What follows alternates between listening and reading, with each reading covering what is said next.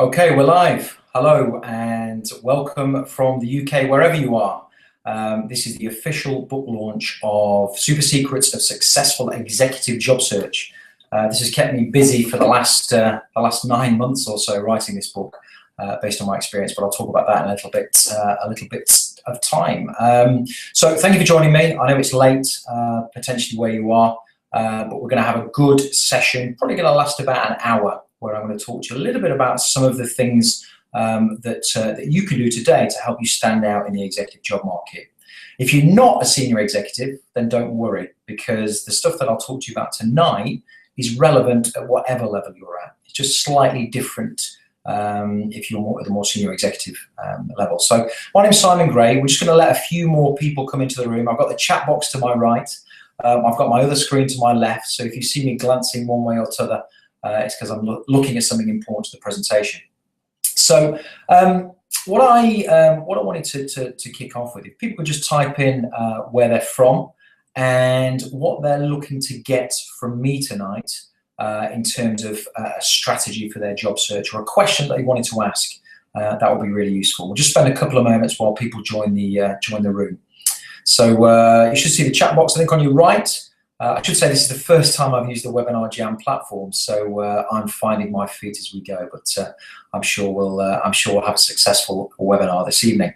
So what's that? Chris, you're from Los Angeles. Welcome. That must be late where you are now. Okay. So question coming in: how do I make my CV better? Okay, everybody asked me that question, but in actual fact, you'll realise shortly that it's probably not the most important question to be asking. Still an important question, but actually there's better questions to position you in the job market more successfully. Hello from Utah. Wow, so a few people from the States. Somebody from London. A couple of people from London. Hello down there in London. A short train journey down from Nottingham, where I'm broadcasting from this evening. So welcome. We've got the chat private, which means that whatever you type in, only I can see. So if you do have a question that's perhaps more sensitive that you want to ask me, perhaps off air at the end, then just let me know, and we can keep you on at the end, and we can do that in a less public arena. So as I said, we're going to be on for about an hour tonight. I'm going to spend about half an hour, 30 minutes, 35 minutes. Just running through a very quick presentation just about the 4 things that you need to do to stand out in the executive job market. Basically, stuff that's in this book. And at the end, we'll have some time for some Q&A, sort of 10, 15 minutes for Q&A, depending on how many questions people have got. If we run out of time, we'll cut short. But if no one's got any questions, we'll cut short as well. So let's kick off. And what I'm going to do, I'm going to pull up the technology works. I'm going to pull up a presentation, which I'm going to run you through. I'm going to come back at the end to do the Q&A live. I can promise you this is not a recording. So if you type into the chat box, you'll see I'll answer your question live as we go. So this is not pre-recorded. This is a live presentation, because I do believe in doing my webinars live and not using pre-recorded material. It's more interactive and it's more fun for me.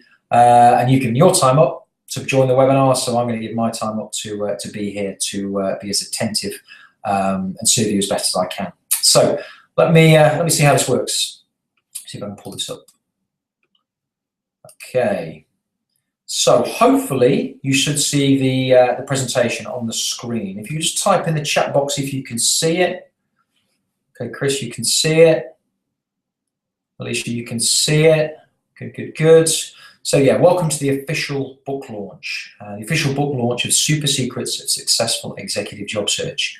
And really, I wanted to do something different in terms of a book launch, because when you think about a book launch, you tend to think about a book signing, and that, of course, is planned. But in actual fact, we live in a modern world where the internet is hugely important. And I thought, well, why not do an international online book launch, do something slightly different? And those of you who may have been on my Periscope talk about 10, 15 minutes ago would have seen what the power of the internet really is like, because that's a facility that allows you to broadcast to the world your message, a hugely powerful tool that Twitter invested $100 million or thereabouts into after only 12 months of trading. So if you've not checked out Periscope yet, go and have a check out. It's quite a unique thing.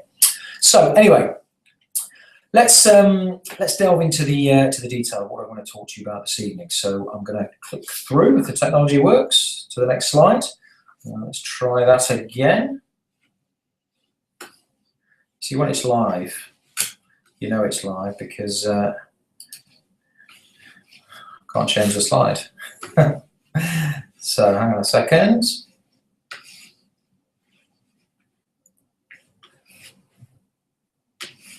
I won't be a moment. Just talk amongst yourselves. If you've got any questions that you're thinking about asking me, then please do so. There we go. Okay, here we go.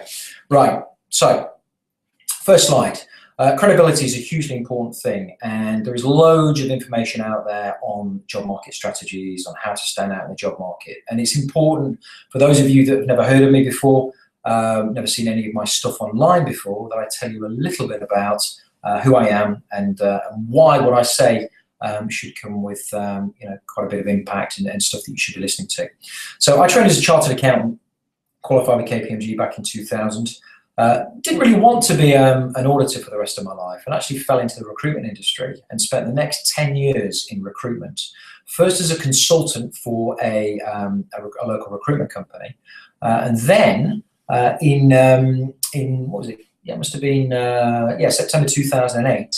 I resigned from the recruitment company I was working for and started my own recruitment business with two colleagues. Now, this was a really, really tough time because, if you can imagine, financial crisis hit, Lehman Brothers collapsed, and the whole world spun out of control. And what happens in that time is that employers tend not to hire, they tend to put the brakes on, and people looking for a job seekers, tend not to look too hard either, because it's possibly safer to be in the job that they're in. So I spent 10 years in recruitment, and what I did in those 10 years, rather than just fill vacancies at all levels, I actually observed what people did. And I should just say that the third point on this slide is I did this partway through my recruitment career. I went across to Japan and did something called the Senshusei course with the Tokyo Riot Police. So this is an 11-month martial arts boot camp. And I did this because I read a book about it and because I wanted a different life experience. Because part of success in the job market is having extracurricular stuff that you do that shows that you're determined, shows you're disciplined, shows that you're passionate, and shows that you want to get on in life. And this course really taught me everything I needed to know about discipline and staying focused, important skills that you need in the job market. And if you go to my LinkedIn page, my LinkedIn username is Simon Gray. That's GrayACA. I think there's a video on there that shows what I did over there in Japan. But getting on to more relevant stuff for tonight's purposes, I tended to interview the senior candidates that came into the business, and I would tend to have a similar conversation with them. And it would go along the lines of, so what are you doing to find a job? And I would be generally told, well, okay, I'm on job boards, and a few more people joining now, so welcome if you've just joined. You've not missed too much, we're just doing the introductions. I would be told by these people that basically they were registered with job boards, executive job boards, or they were registered with executive recruitment companies, search and selection firms, headhunt firms. And then I asked them what else they were doing. And most people I interviewed at a very senior level weren't doing too much else. And what I used to spend my interviews doing is talking to them about, well, do you know what? This is the additional stuff that you need to do. And I got sick of the sound of my own voice and having the same conversation. So I wrote a book, my first book, called Super Secrets of the Successful Job Seeker, which was published by Harriman House in 2013. This latest book, the subject of the book launch tonight, Super Secrets of Successful Executive Job Search, takes things to a whole new level, specifically for senior executives, to help them move in the job market space where competition is hugely fierce, and finding a job can often take a lot longer. And I took the decision in October 2013, having written this book and got some really good feedback, to leave my own business, which is never an easy task, and form a company called Career Codex. And Career Codex is about unlocking the secret to your success, whether that be in finding the job that you want, or whether it be, if it's not a job that you want, starting your own business. So I'm founder, CEO, job market strategist, whatever you want to call me. But basically, I spend my time helping people get what they want out of life. And my belief is that, we're all here once, and we have a duty not only to ourselves, but to those around us to be the best that we can be, whether that's to get the best job, whether that's to be the most inspiring business person, or start a business to help other people. And really my ethos in starting Career Codex was to serve first and sell second. So of course, I have courses that people come on, but really it's about serving and putting content out there that can help people be the person they want to be and find the success that they want to find. So here's the 2 books. For those of you just joining, I think a couple more people coming in the room. So welcome. Super Secrets of the Successful Job Seeker, and launched 31st of July, Super Secrets of Successful Executive Job Search. Already doing pretty well on Amazon, pretty well in the States on Barnes & Noble. So I've got some really high hopes for this book, because one of the reasons I wrote it is I couldn't see anything else in this space. And, nothing in this space that really was written by somebody who had lived and breathed the executive job market for any length of time. Which I have through my my experience in recruitment. So it's kind of the inside track. It's the secret sauce. It's the unfair advantage. It's the thing that if you're really serious about finding and securing the job that you want, this is the book for you. So and the good news is, if you are still here at the end, I'm going to give you an opportunity to get hold of an ebook copy for free.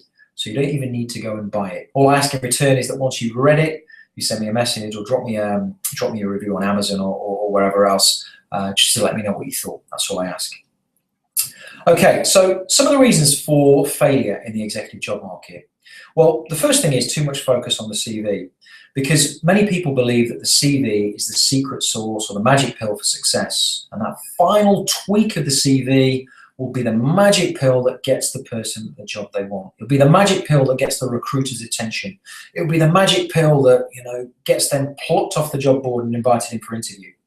The problem with the CV is it's all about the reader, and it's all about what the reader's looking for. And despite the preparation that you can do in terms of reading a job specification or talking to a recruiter about what their client needs, you're never 100% sure. So in actual fact, making too much focus on the CV can be wasted effort. Don't get me wrong, you need a good CV, but you shouldn't rely on your CV to get you a job. The other thing, of course, is that people generally don't read a CV from start to finish. I worked in recruitment for 10 years, and I can honestly tell you, I have probably never read a CV from start to finish.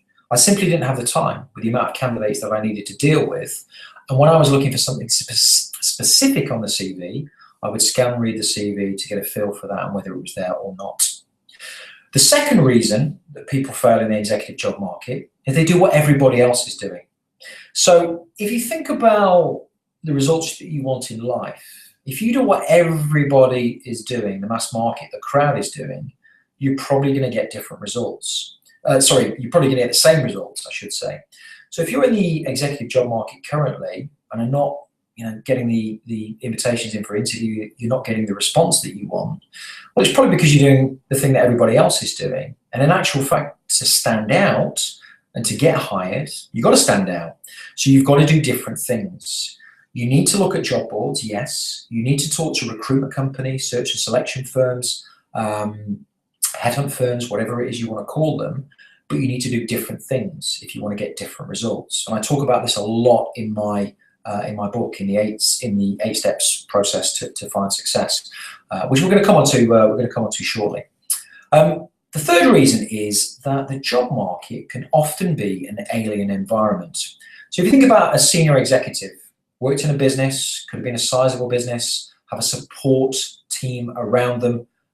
These are people that can help them do whatever it is they need to do. And they're used to being in an environment where they're surrounded by people. And then suddenly you're made redundant, you land on the job market for whatever reason, or you decide you want to get into the job market, and it's a different environment. It's a different skill set needed. Because although you may have sat in the business and interviewed for your team, suddenly when you're in the job market as the job seeker, the executive job seeker, it's a very different space, and it becomes personal. When you interview somebody and you make a judgment on them for your business, it's not personal, it's business. But when you're in the job market yourself, it's personal. And if you take rejection, you can take it personally, and a whole host of problems can start. The fourth reason is that there's no system for success. So many of the executive job seekers I would interview over the years, when I asked them what their plan was, they wouldn't have one. If I asked them what their business plan was in their organization, they'd have a plan and they could talk to me about it all day long, about what the strategic overview of the plan was, how they were going to get to the destination of that plan, and how they were maintaining discipline along the way. So how they were monitoring performance, perhaps retweaking the plan and learning from the experience as they go. Because in business, we're all good at doing that. But when it comes to our own career development, often we leave it to chance. We don't dedicate enough time to it. And if we leave it to chance, well, guess what? We're going to get chance results. And the final point is that people get frustrated and confused by the executive job market because they may expect an instantaneous result. I'll apply for this job. This is the job that I'm going to get. So I'm just going to put all my energy into this job, and I'm going to wait till I get the interview and then get offered because my experience is perfect. And they don't get the job for whatever reason, and they become frustrated and confused. And that stops them taking action, and this thing I call the downward spiral ensues until you're left in a situation whereby you're not in a position to take action, even if the most fantastic job turned up on your doorstep at that point in time. All right, let's move on. So, what is the framework for success? Well, this is based on my 10 years in the recruitment industry, and I've developed a framework at Career Codex for success that is very different, I believe, to everybody else's process. Because if you go and talk to other career coaches, job market advisors, whatever it is, they will probably start with a CV. They'll probably start with what I call the process. And the first step to success is the CV. But I dial this back and say, well, in actual fact, you need the foundations in play first to really be successful. And if you think about the executive job market as a house, well, you don't build a house on shaky foundations. You build a house on solid foundations, and then the walls, the floors, the furniture that goes in, they're secure and they fit with those foundations. The house is secure. It's not going to fall over in the wind or in a storm. So, for me, the foundations of any successful job search are environment. So how does the job market really work? Do you actually understand how the job market works? And if not, well, let's go and get the education to understand how it actually works in practice at the senior executive level. The second element is psychology. And for me, this is the most important thing that determines success or failure in the job market. Because it's not about positive thinking. We're going to come on to this. It's not about positive thinking. It's about true beliefs, about how the job market works, about your position in it, and what control and power you have to influence the end result of you finding the success you want or not, as the case may be. And then planning, I mentioned planning. So environment for psychology are like the foundations of a house. Planning is like the bricks, the walls, the floors, the roof, and the process is the furniture, the fixtures and fittings that you put in the house that make the house livable. So environment, psychology, planning, and process. Lose one of these steps and you don't have the formula for success. All of these work in tandem together. And what I'm going to do, I go into real detail in the book about all of these steps and how important they are. But what I wanted to do tonight is just give you a really, really brief overview as to some of the principles that I share in the book about environment, psychology, planning, and the 8 steps to success. This book was written based on my 10 years in the recruitment industry and also based on some of the work I did with some senior executives on a private one-to-one basis. And these are all genuine testimonials. If you go to my LinkedIn page, Simon Gray ACA, you'll see these on there. They're in the public domain, hence I'm sharing them with you tonight. Clive is actually in my book. I got his permission to be in my book. I tell his story about some of the challenges he was facing, having been on the job market for quite a long period of time, and being in a place where we didn't really know where to turn next. And it was this process that we used together that enabled him to get the job that he wanted within a 6-month period. Similarly with Rick, very similar story, was lost in the job market, really experienced guy, but was kind of lost in this whole job market process. And we use this framework that I'm going to share with you tonight, that I share in the book, which helped him get from his A to his B, the job that he wanted.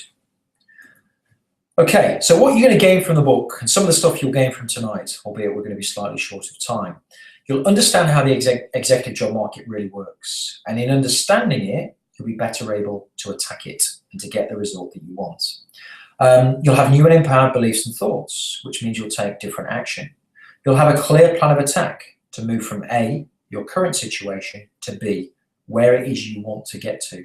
And B isn't a job you see advertised necessarily. You're not just reacting to what's out there. You actually create B for yourself, because B can be whatever it is you want it to be. And you can go out and manifest it if you use this process properly. You move from a reactive to a proactive approach. So you no longer sit waiting for the phone to ring or the email to ping.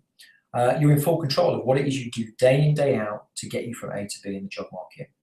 You move from lack of control to full control, and you move from chance to probability.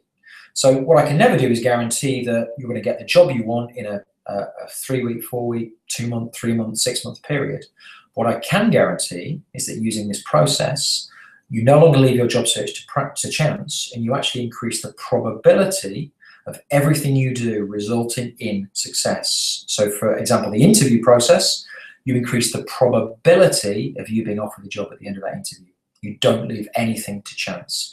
So it's about control, it's about managing probability, and it's about having a clear plan, a clear line of sight, and then diligent and daily action to get to where it is you want to get to. And don't get me wrong, it's hard work.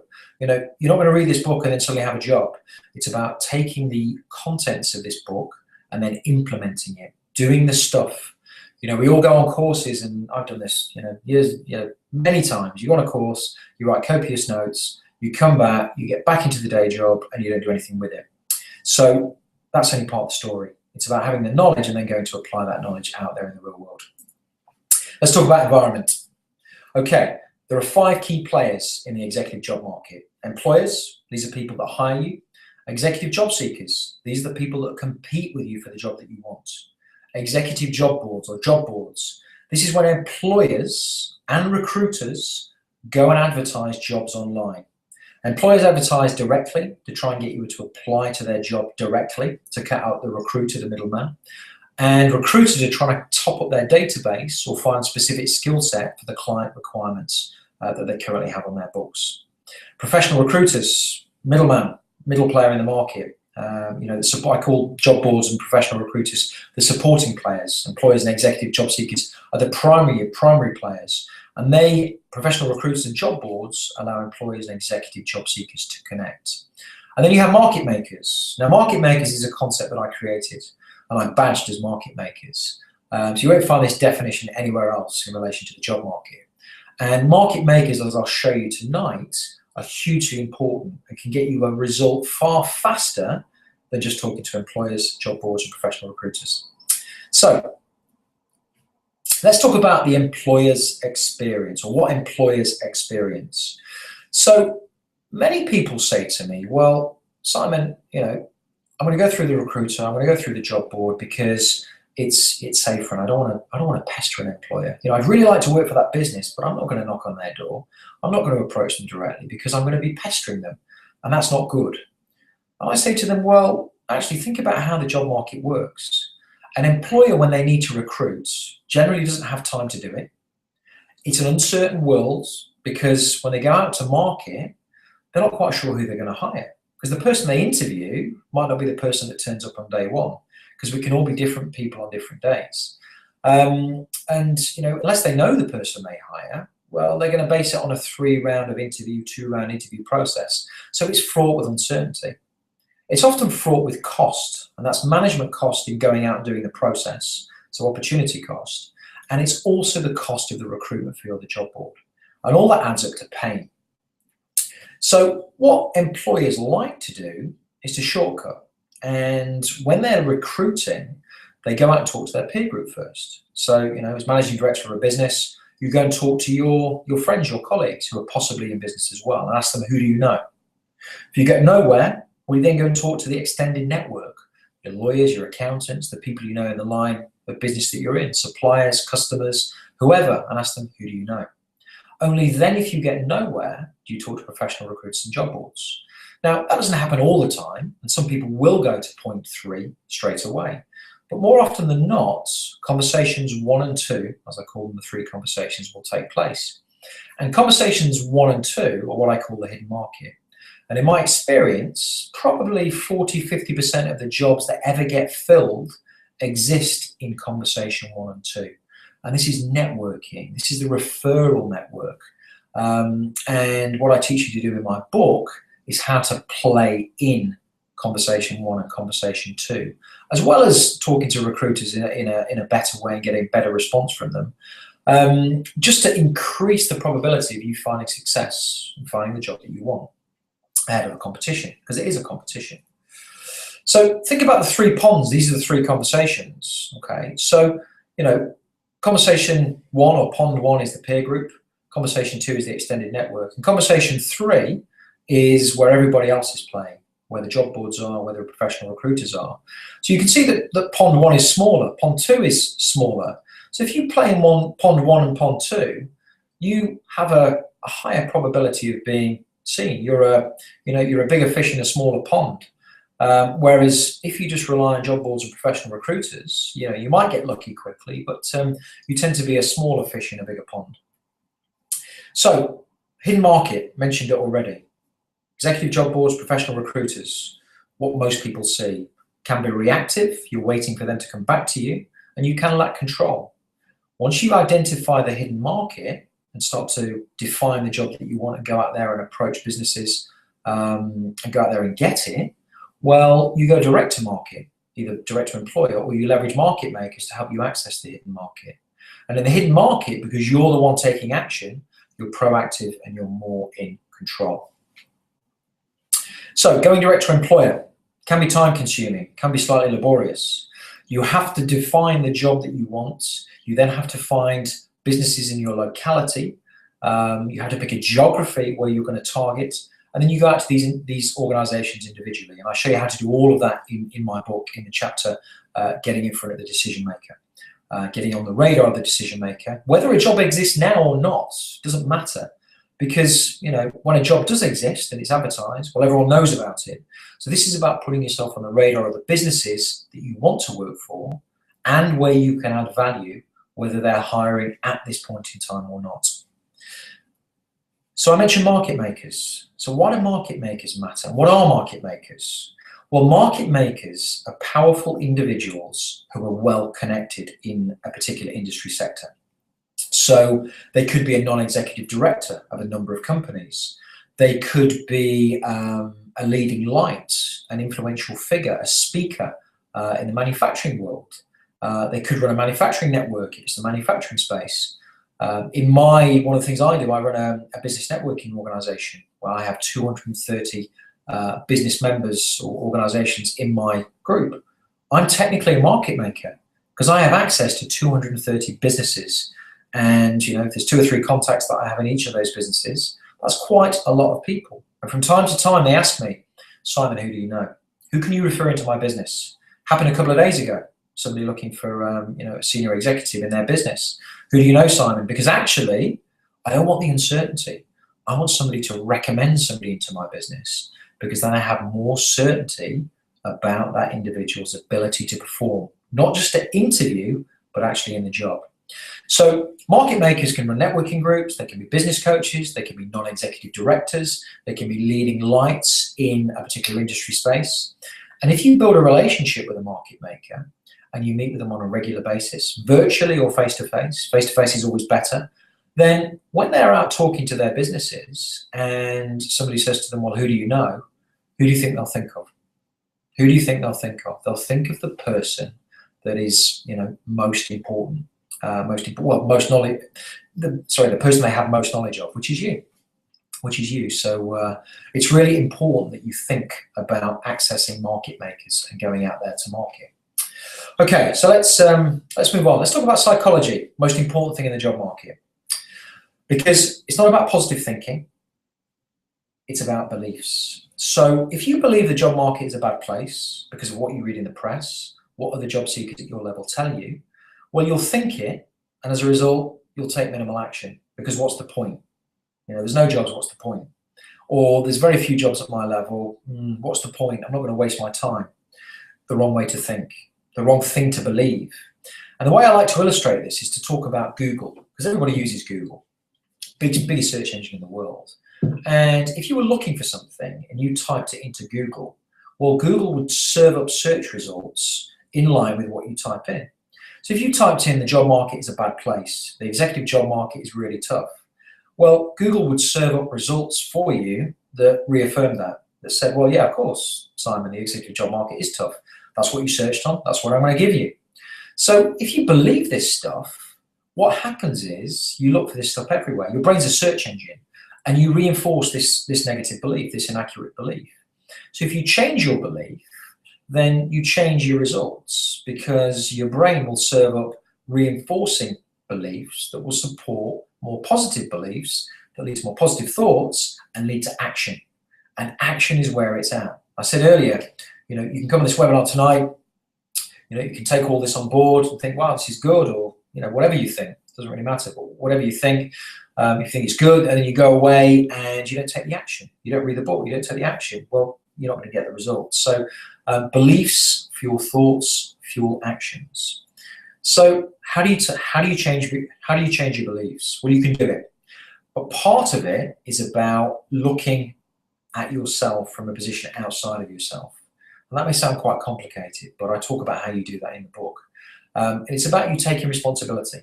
It's about you being aware of self-talk, so how you talk to yourself, because that influences everything that you do.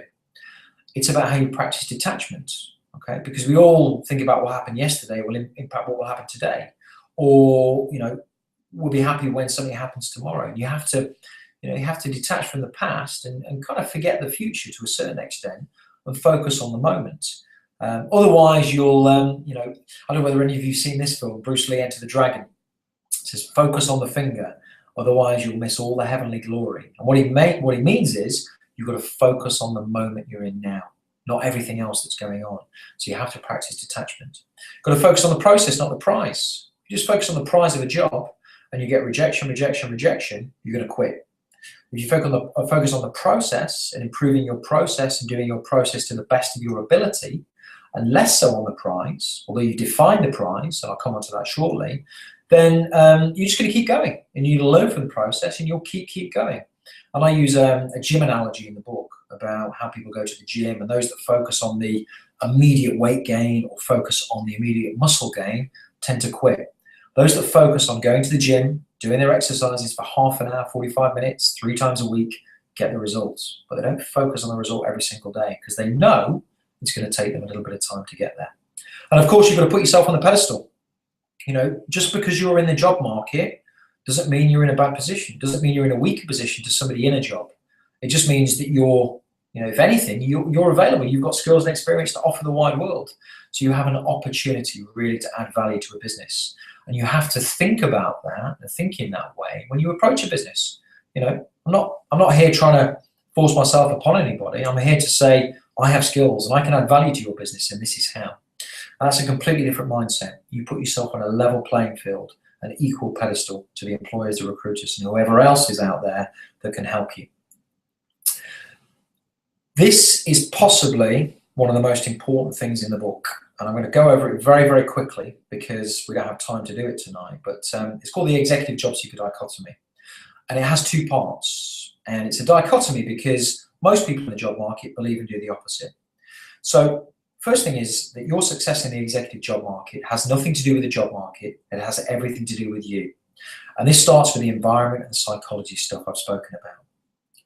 And I missed an N off there. I'll have to change that on the PowerPoint. So it's not all, but in all communication with professional recruiters and employers, it's never about you. It's always about them. So this is about when you go to market, that it's not about you pushing your experience on somebody in the first instance. It's about engaging with them so you get their attention. How do you get someone's attention? Well, you talk about something relevant to them. And I have a whole chapter in the book about getting in front of the decision maker, getting in front of the recruiter and getting a great response from the recruiter. And it's a similar set of skills and approach that you can use to get in front of an employer that you choose to get in front of. That's the Executive Jobseeker Dichotomy. And that is a framework for everything you do in the job market. And it's a sense check for everything you do in the job market. Let's talk about planning. So planning helps you protect your emotions, because if you focus on the process, not the prize, you're going to keep going and eventually you'll get a result. The worst thing you can do is to go on 3 interviews and quit at the 3rd interview because you got rejected on the 3rd interview, when if you'd just kept going to that fourth interview, you'd have got the job that you wanted. So planning has three elements. The first element is know where you're going and how long it will take, destination. So you've got to define the destination, the job that you want, your job seeker goal, your executive job seeker goal. What type of job, organization, who you'd be working for, where it's located.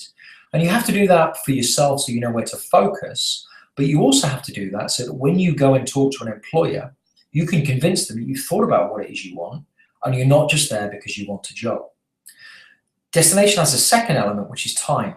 So it's calendar time and investment time. And calendar time is how long it reasonably would normally take somebody at your level to find a job. So at the senior executive level, might be 6 months, might be 7 months, might be 3 months. And there's ways to find this out. So you kind of give yourself a realistic timescale. You can budget for this, protect your emotions because you're not expecting an immediate result. And then there's investment time, which depending on your circumstances is how much time you have to invest in your job search, because you have to invest in your job search as if it's a business. Otherwise, you're not going to get the result. It's back to the action I talked about. Then we have the roadmap, which is direction. So you've got your destination. Well, how do you get there? What is what's the stuff you should be doing? And this is the process that I'm going to come on to next, which is the fourth element of the Career Codex methodology.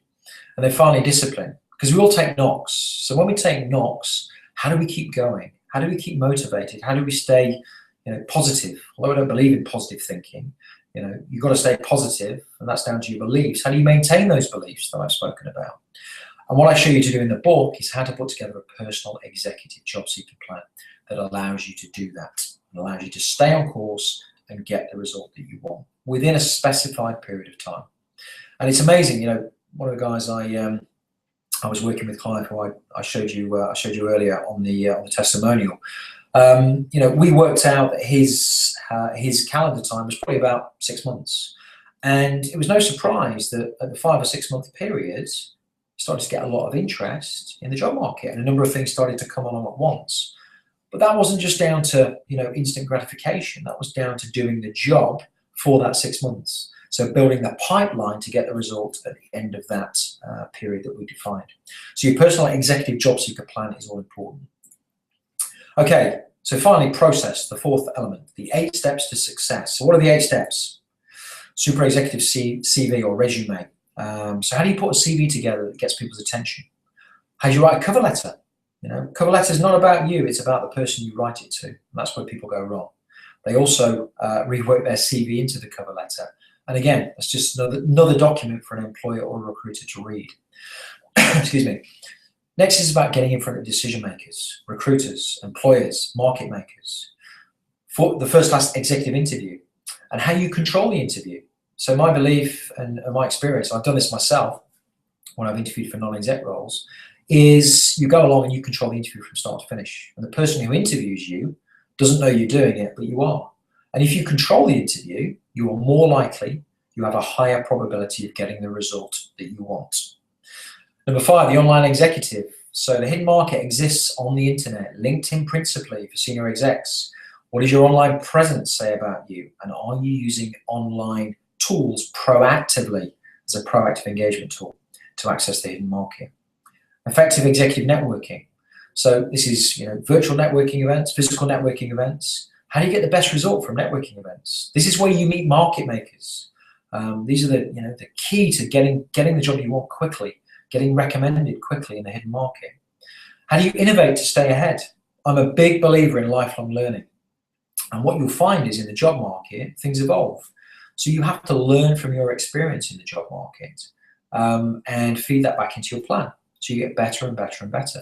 So you've got to constantly innovate in your approach, the way you handle yourself, the way you talk to businesses, the way you engage, the way you present yourself to stay ahead of your competition, because people catch up.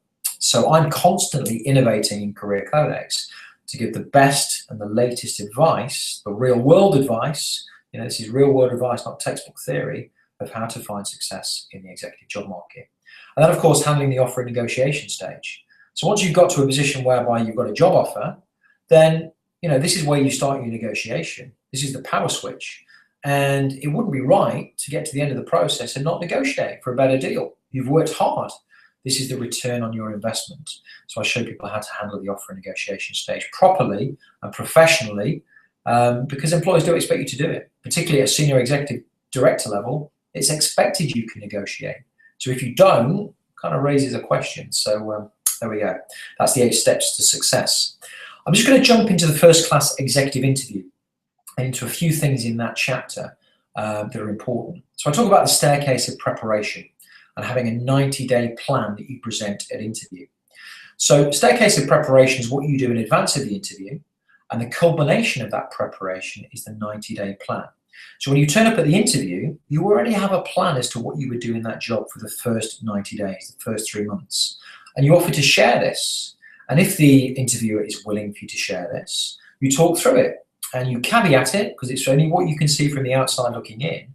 But in actual fact, it positions you completely different to everybody else, because the employer no longer sees you as somebody applying for the job, but because you're sharing your plan, you know, they can see you in the job. They're visualizing you in the job already. You give them more certainty about your ability to do the job, not just your ability to do a good interview. Secondly, in the interview, how do you control the interview? Okay, and how do you control somebody's gut feel? Because I can tell you, if you're in the interview, you've probably got the skills and experience from the job. Otherwise, you would never have got past the CV stage. So you've probably got the sector experience, size of business experience, you've got specific skill set experience. So what it boils down to is an employer's gut feel about you and your suitability for their business. And I show you how to control gut feel, because you absolutely can do it. And in my years in recruitment, 10 years in recruitment, often the feedback I get at all levels from clients is, you know, I just felt that this candidate was right. I'm not sure why. They were just the best person for the job. I just felt it. That's gut feel, and I can show you how to control it. And then finally, post-interview, how do you maintain control? Because things can fall apart post-interview. How do you keep in the employer's mind, the recruiter's mind, to make sure that they come back to you ahead of your competition? Okay, so we are pretty good on time tonight. We're pretty good on time. So a couple more slides. I'm going to jump back into the live room face-to-face. You'll see it's got a lot darker here in the UK. It's about, what time are we on now? About 10 past 8. So this is where you get the book. So what I've done, I published this book on various different platforms. If you go to this website, smashwords.com, you don't need to write this down because you'll get it in the follow-up email. If you're watching this as a replay, however, you hopefully watching the replay before Sunday, because the code that is on there, CT29V, will expire on Sunday. So you go to Smashwords, you sign up very quickly for an account, you search for my book, Super Secrets of Successful Executive Job Search. It asks you to put in a coupon code. What happens then is you'll have the ability to download the book for Kindle, iBooks, various other formats, PDF, and read the book for free. Normally this retails on Smashwords, which is an American site, at $9.99. You'll get that for free. All I ask is, if you download the book using this code, that you let me know what you think. You know, I'm all about feedback and improving my advice and my process. So, you know, if you let me know the feedback in person through my website, careercodex.com, or through Amazon. Drop me a review on amazon.com or amazon.co.uk. That would be much appreciated. What to do next? So if you like what you've heard tonight live, or you're watching this on the replay, then if you go to linkedin.com, company/career codex, I have what's called a showcase page for senior executives. I post relevant material on there for senior executives and advice moving in the job market. Facebook page, I do daily Periscope posts, which are kind of live, impromptu, rough and ready webinars from wherever I am. And I post these out there, and it's tips and tricks for the job market. The best place to follow that is on facebook.com/career codex. I do a podcast on SoundCloud and iTunes if you search Career Codex on there. And if you go to Twitter, if you have a Twitter account and search @Career Codex, you'll be alerted to my live broadcasts, which I do on a pretty much daily basis, unless I'm out of the office, out on business, or out of the country. So those are the ways that you can follow along for future free information and advice. And again, you know, I do have some paid products. You know, people buy the book or, you know, buy my training, but you know, I believe in serving first, selling second. So let's give you a good experience. And if the time's not right for you now to engage me properly, or formally, then enjoy the free content. That's absolutely what it's there for. Okay, so now it's Q&A. So I'm going to jump back if I can work the technology out. Okay, I'm going to open the chat room. And what I'm going to do is I am going to share my camera. And hopefully this is going to work. Okay, and that didn't work, so I'm going to come out of the presentation. So I'm going to stop that. Here we go. Oh, there we go. Share the camera. As you can see, it's got a bit dark here. I've got good lighting in the office, but the camera on my computer is not particularly brilliant, although I want an Apple. So, has anyone got any questions what we talked about tonight? And I'm going to glance over to the right to see anyone's got any questions that they're going to type in the box there. It's your chance for the next 5 or 10 minutes to ask me anything that you want. So I'll give you a couple of minutes, maybe 30 seconds or so, just to type in a question if you have one. Okay, so we've got a question coming through. Okay, so John. Okay, so John's asking, what's the most important thing on a CV? Okay, so first thing I need to say, John, is CV is not the most important thing. It's part of the process. It's the first step on the 8 steps to success process. But you do need a CV. Now, the most important thing on a CV is achievements or our achievements. And what are achievements? Well, achievements are 2 things. They're a story. They're a story about your ability in the role that you've had previously.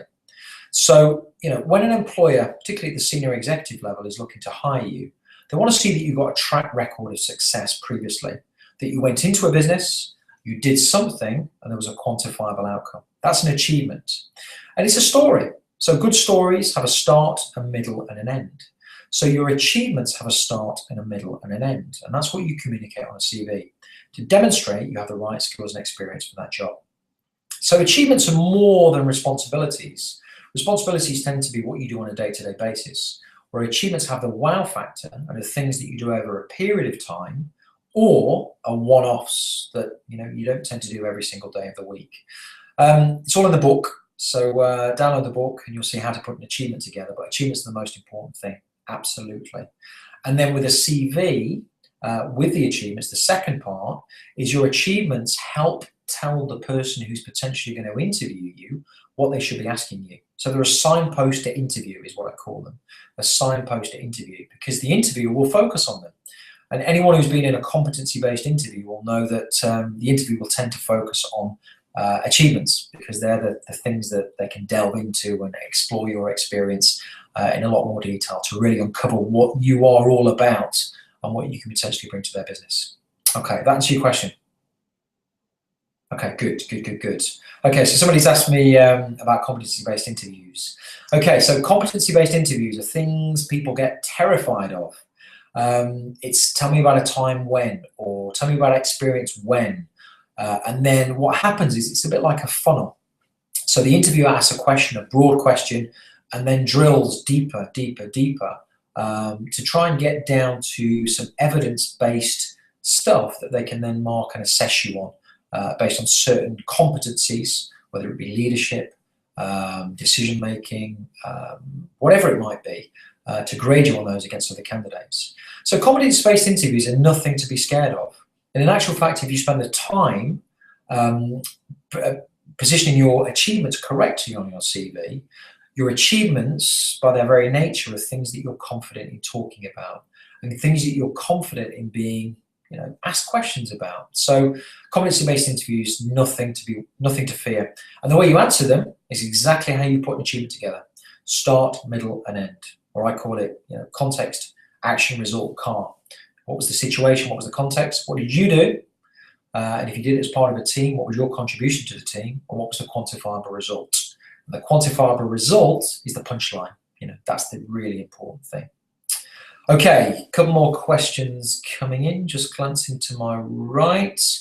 So, Stephanie. Okay, so Stephanie's got a question. She said, you talked about psychology, you talked about beliefs. Well, she's saying the job market, in her experience, the job market is not great. So Stephanie, what level are you at? You kind of executive level? Don't need to tell me too much. Just give me your job title, give me a clue. Okay, chief executive. Okay, chief executive. So yeah, so my question back to you would be, how much action are you taking? And is your belief impacting your action?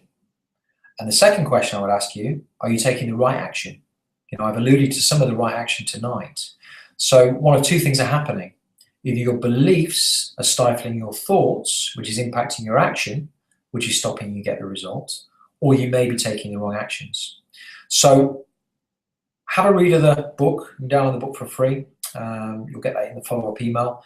And, you know, let me know if you've got any questions, then come back to me specifically on those questions. But that tends to be the thing. Either it's the wrong beliefs impacting the action, or it tends to be the wrong action. Okay, and we've got another question from, okay, Petra? Okay, Petra.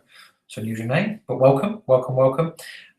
So Petra's asking, okay, good question. So you picked up on the thing I talked about, realistic timescales. So Petra's asking, you said something about calendar time, how long it takes people at your level to normally find a job. How do you find that out? Great question. I'm glad you asked it. It's in the book. It's all in the book, of course. But it's a great question. And the answer to that is you ask people in the know. So you don't necessarily ask your peer group, other people in the job market alongside you, but you ask a professional recruiter. So you talk to a recruiter who sits in your sector space and at your level day in, day out, and ask them, typically, how long are you finding it takes people who are active in the job market to move at this level? And they'll tell you. And it might be 3 months, it might be 6 months. When I ran my recruitment company, you know, knew the market really well. I would have told you that if you were a finance director, it would take you between 3 and 6 months. And that was pretty accurate. The other thing you can do is you can get onto LinkedIn. So I talked about the 8-step process. LinkedIn is hugely important. You go onto LinkedIn, you can comment and engage in discussion in groups and ask people in those groups, you know, I'm in the market. I'm interested to know how long people in the group are finding it takes them to move. Or jump into a professional recruiters group and ask the same question. But ask people in the know. Don't just immediately believe what it says on the news or what somebody you know who's in a similar position to you are, because you don't know whether that's accurate. You don't know who they're talking to, what information they've got. So you've got to make your own decision. Okay, so we're about 2 or 3 minutes away from the close because I promised to wrap this up. If anything, you've got to be a good timekeeper, okay? And in business, when I run my meetings, I always finish on time, so or ahead of time. I want to spend a couple of seconds at the end just wrapping up what we've done tonight. So I've got time for one more question. Okay. Planning. Somebody's saying that was Stefan is saying that was a good point on planning. I plan in business, but I'm terrible at planning my own executive job search. Well, Stefan, you are not alone. And now you're going to be able to go and do something completely different. And I should say on planning, it's no good planning in your head. Okay, it's no good saying, oh yeah, I know what I'm doing, I've got the plan in my head. You have to write it down. You have to write it down, and you have to read it daily to reinforce it. Okay, there are various other things I get you to do as part of your, self-reflection. You're looking into yourself to understand yourself better from a psychology standpoint that you get to do in planning. You've got to write it down. Got to write it down. You know, there's not many successful businesses where the business owner's got the plan in their head. They'll get to a certain size where they've got to write it down, so they've got to tell the team. So you've got to write your plan down. Okay, one more question. Anybody? One more question. Okay. Okay, so one more question. All right. So, okay, so that's not a question, just saying good interesting webinar. Can't wait to get the book. Okay, good. Let me know what you think. That would be great. Thank you very much. So yeah, let's wrap it up there. Let me just show you the cover again so you can recognize this when you see it on Smashwords, if you go and get it for free. If you want the paperback book, I'm afraid you're going to need to go and buy that from Amazon. But I can tell you it's worth the investment. Have a look at some of the reviews. Don't just take my word for it. look at some of the reviews of people who've read it already.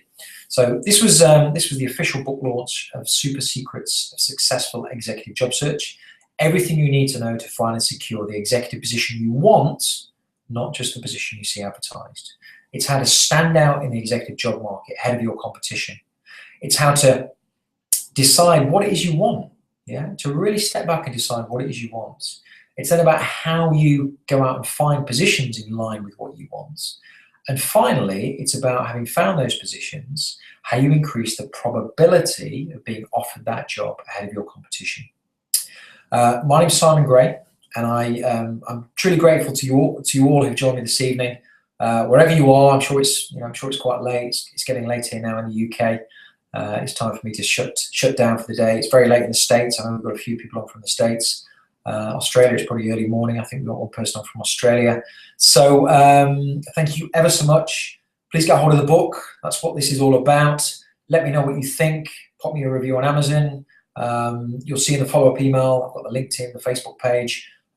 Tune into some of the Periscope talks, the podcast talks. And if you've got any questions, just drop me a line. I'm here.